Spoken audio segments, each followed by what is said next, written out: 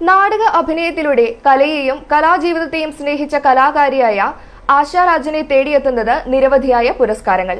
കലാരംഗത്തേക്കുള്ള തുടക്കം 7ാം ക്ലാസ്സിൽ പഠിക്കുമ്പോൾ മുതൽ. പാലാ കിടങ്ങൂർ വൈക്കത്തുശ്ശേരിൽ വീട്ടിൽ ആശാ രാജ് കലാരംഗത്ത് സജീവമായി മാറിയിരിക്കുകയാണ്.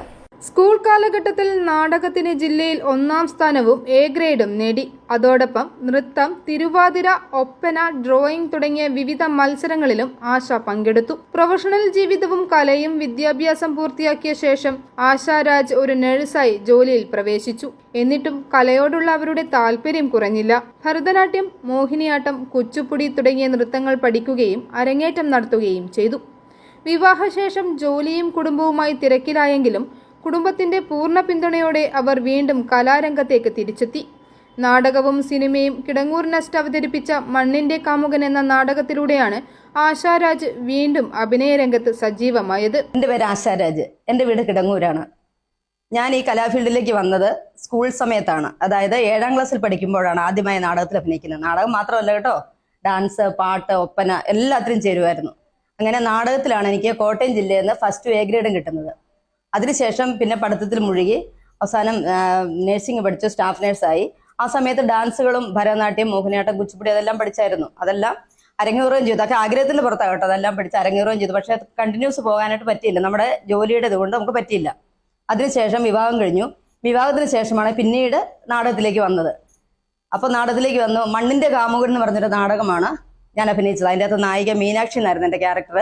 ഒരു പച്ചയായ ഒരു കൃഷിക്കാരൻ്റെ കഥ പറയുന്ന ഒരു നാടകമായിരുന്നു മണ്ണിന്റെ കാമുകൻ. അതിൻ്റെ ടീം നമ്മുടെ കിടങ്ങൂരുള്ള ആൾക്കാർ തന്നെയാണ്. അതിൻ്റെ സ്ക്രിപ്റ്റ് എഴുതിയിരിക്കുന്നത് സുരേഷ് നടക്കാവിൽ എന്നയാളാണ്. അതിൻ്റെ ഡയറക്ടർ അർജുൻ കാവനാൽ എന്ന് പറഞ്ഞ ആളാണ്.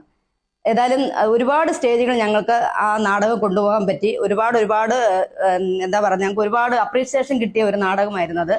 സഹോദര തുല്യനായ ബിജു കിടങ്ങൂർ ആയിരുന്നു ഈ നാടകത്തിലേക്ക് അവരെ കൈപിടിച്ചു കയറ്റിയത്.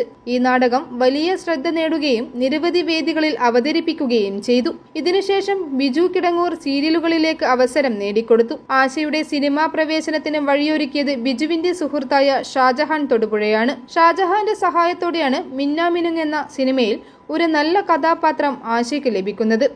ആദ്യ സിനിമ തന്നെ ദേശീയ തലത്തിൽ ശ്രദ്ധിക്കപ്പെട്ടു എന്നത് ആശാ രാജിന് വലിയ അഭിമാനമായി. അഭിനയ രംഗത്ത് മാത്രമല്ല, മറ്റു പല മേഖലകളിലും ആശ തന്റെ കഴിവ് തെളിയിച്ചിട്ടുണ്ട്. മികച്ച നടിക്കും ഡബ്ബിങ്ങിനും നിരവധി പുരസ്കാരങ്ങൾ ലഭിച്ചിട്ടുണ്ട്. ഫ്രെയിം 24 ഫിലിം സൊസൈറ്റിയുടെയും നരേന്ദ്രപ്രസാദ് സാറിന്റെയും പേരിലുള്ള പുരസ്കാരവും മികച്ച നടിക്കുള്ള അവാർഡുകളിൽ ഉൾപ്പെടുന്നു. ഒരു ബ്യൂട്ടീഷ്യൻ അപാരത എന്ന കഥ സാഹിത്യവേദിയുടെ പ്രസിദ്ധീകരണത്തിൽ ഉൾപ്പെടുത്തിയിട്ടുണ്ട്. കവിതകളും രചിക്കാറുണ്ട്. ഡബ്ബിംഗ്, ഷോർട്ട് ഫിലിംസ്, ആൽബങ്ങൾ, പരസ്യങ്ങൾ, കഥാരചന, കവിതാരചന, ഡ്രോയിങ് തുടങ്ങിയ മേഖലകളിലും ആശ സജീവമാണ്. 4 സിനിമകൾ റിലീസിനായി ഒരുങ്ങുന്നുണ്ട്. ആശാ രാജിന്റെ ഭർത്താവ് ഒരു ഇലക്ട്രീഷ്യനാണ്. മക്കളും കലാരംഗത്ത് സജീവമാണ്. നൃത്തത്തിന് India book of record, world record, Asia book of record എന്നിവ ലഭിച്ചിട്ടുണ്ട്. തന്റെ വിജയങ്ങൾക്ക് കാരണം ദൈവാനുഗ്രഹവും കുടുംബാംഗങ്ങളുടെയും സുഹൃത്തുക്കളുടെയും പൂർണ്ണ പിന്തുണയും മാതാപിതാക്കളുടെ അനുഗ്രഹവുമാണെന്ന് ആശാ രാജ് വിശ്വസിക്കുന്നു. i4a news, Ettumanoor.